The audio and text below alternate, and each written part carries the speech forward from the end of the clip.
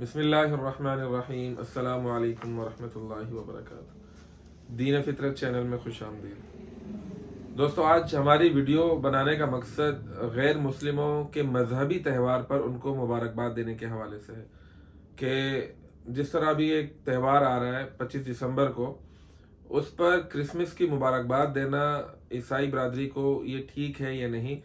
तो इस बारे में उलमाए कराम फरमाते हैं कि गैर मुस्लिमों के मजहबी त्यौहार पर उनको मुबारकबाद देना ये ठीक नहीं है, क्योंकि गैर मुस्लिमों के जो मजहबी त्यौहार होते हैं वो नॉर्मली जो है वो मुशरिकाना अकायद पर मबनी होते हैं, और एक मुसलमान होने की हैसियत से इन अकायद से बरात और लाताल्लुकी का इजहार करना एक मुसलमान के लिए ज़रूरी है। इसलिए क्रिसमस के दिन उनको मुबारकबाद देना सही नहीं है, क्योंकि इससे उनके नुक्ता नज़र की तायीद होती है।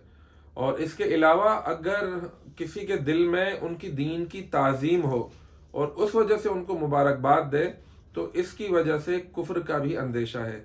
लिहाजा इस मामले में बहुत एहतियात कीजिए। बहुत शुक्रिया। वस्सलामु अलैकुम वरहमतुल्लाहि वबरकातुहू।